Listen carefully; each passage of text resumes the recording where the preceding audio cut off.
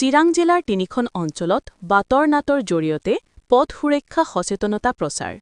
ৰিজনিয়া আৰু প্ৰেৰণা NGOৰ ৩৭ সংখ্যক ৰাষ্ট্ৰীয় পথ সুৰক্ষা সপ্তাহ উপলক্ষে আজি চিৰাং জিলাৰ লাচিটিপাৰা বজাৰ, বড়োবজাৰ বজাৰ আৰু চিৰাঙৰ বিলাসপুৰত বাতৰ নাটৰ জৰিয়তে এক পথ সুৰক্ষা সচেতনতা কাৰ্যসূচী সফলভাৱে অনুষ্ঠিত কৰা হয়। উক্ত কাৰ্যসূচী ৰেজনিয়া LTDৰ উদ্যোগত আৰু প্ৰেৰণা NGOৰ সহযোগিতাত আয়োজন কৰা হয়। বাতৰ নাটৰ মাধ্যমে সাধাৰণ জনতাৰ আগত পথ দুৰ্ঘটনাৰ মুখ্য কাৰণসমূহ যেনে অসাৱধানতা, অতিবেগ, হেলমেট আৰু ছিটবেল্ট ব্যৱহাৰ নকৰাৰ জীৱনৰ ভয়ংকৰ ক্ষতি হয় সুস্পষ্টভাৱে উপস্থাপন কৰা হয়। এই বাতৰ নাটত মুখ্য অভিনেতা হিচাপে উপস্থিত আছিল সুনামধন্য শিল্পী নিতুল পাটোৱাৰী, অধ্যক্ষ পোহাৰ নাটক বিদ্যালয়, বৰপেটা। লগতে তেওঁৰ সহযোগী শিল্পীসকলেও অভিনয়ত অংশগ্ৰহণ কৰি নাটখনক অধিক জীৱন্ত কৰি তোলে। এই বাতৰ নাটখনৰ মূল পৰিচালনা আৰু সকলো ধৰণৰ ব্যৱস্থাপনাৰ সামগ্ৰিক আয়োজন প্ৰেৰণা NGOয়ে সম্পূৰ্ণৰূপে সম্পন্ন কৰে। আজিৰ এই বাতৰ নাটত প্ৰেৰণা NGOৰ ফালৰ পৰা উপস্থিত আছিল প্ৰজেক্ট মেনেজাৰ মেহেদী হাছান চৰকাৰ, নৃত্য শিক্ষক ৰূপচান্দ আলী, লগতে NGOৰ অন্যান্য সদস্যসকল। বাতৰ নাটৰ লগতে সংগতি ৰাখি উপস্থিত ৰাইজৰ মাজত পথ সুৰক্ষাৰ বিষয়ে কিছুমান গুৰুত্বপূৰ্ণ প্ৰশ্ন উত্থাপন কৰা হয়। এই প্ৰশ্নসমূহৰ সঠিক উত্তৰ দিয়া লোকসকলক প্ৰমাণপত্ৰ, চাৰ্টিফিকেট, বেজ আৰু কলম প্ৰদান কৰি পুৰস্কৃত কৰা হয়, যাৰ ফলত জনসাধাৰণৰ মাজত বিশেষ উৎসাহ আৰু আগ্ৰহ দেখা যায়।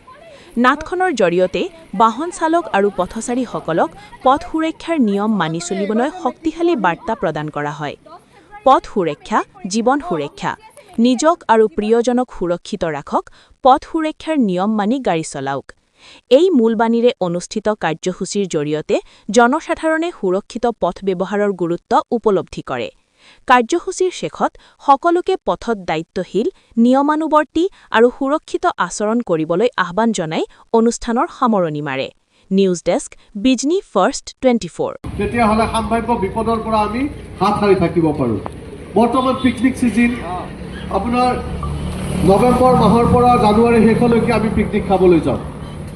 পিকনিক খাবলৈ যোৱা অৱস্থাত আমি যিখন গাড়ীত আমি পিকনিক খাবলৈ যাম, সেই গাড়ীখনৰ ফিটনেছ ঠিকে আছেনে নাই, সেই গাড়ীখনৰ চালকজনে সুৰাপান কৰিছে নেকি, মাদক দ্ৰব্য সেৱন কৰিছে নেকি, এইবিলাক আমি চাব লাগিব। কাৰণ সেই গাড়ীৰ ড্ৰাইভাৰজনৰ হাততে পিকনিকলৈ যোৱা সমস্ত মানুহৰ জীৱনটো তেওঁৰ হাতত দি যাওঁ আমি। গতিকে তেওঁ যদি অসাৱধান হয় তেতিয়াহ'লে বাকী আৰোহীখিনিৰ সাৱধানতা ক'ত? গতিকে আপুনি এই আমি কোৱা কথাখিনিৰ পৰা কি বুজি পালে আপুনি আমাক কওকচোন। মই বুজি পালোঁ মানে আমাৰ বহুত ডাঙৰ ভুল হৈছে। আচলতে আমি অভিভাৱকসকলে নিজৰ ল'ৰা ছোৱালীক গাড়ী কিনি দিলে আমি হেলমেটটো লগতে কিনি দিব লাগে, আৰু হেলমেট থাকিলেও সিহঁতক পিন্ধাই পঠাব লাগে। সেইটোৱে বুজি পালোঁ। সেইটো ডাঙৰ ভুল আমি কৰিছোঁ, যাতে সাধাৰণ মানুহখিনিয়ে নকৰে।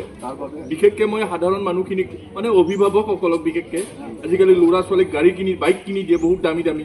মই দিছিলোঁ 5 লাখ টকাৰে গাড়ী কিনি, কিন্তু 500 টকাৰে মই হেলমেটটো তাক কিনি নিদিলোঁ। সেইটো মোৰ ডাঙৰ ভুল। সেই ভুল যাতে তেওঁলোকে নকৰে সেইটোৱে মোৰ অনুৰোধ। গতিকে ৰাইজ, আমি বিশেষ দীঘলীয়া নকৰোঁ। আমি আপোনালোকক এইখিনিয়ে ক'ব বিচাৰিছোঁ, আপোনাৰ জীৱন আপোনাৰ হাতত। গতিকে জীৱনটো উদযাপন কৰক, উপভোগ কৰক, অবাঞ্ছিত দুৰ্ঘটনাৰ পৰা বাচি থাকক, সমাজখনক সুস্থ কৰি ৰাখক, আপুনিও সুস্থ থাকক, সমাজখনো সুস্থ কৰি ৰাখক। এইখিনি কৈ আপোনালোকৰ মাজৰ পৰা আমি বিদায় লৈছোঁ।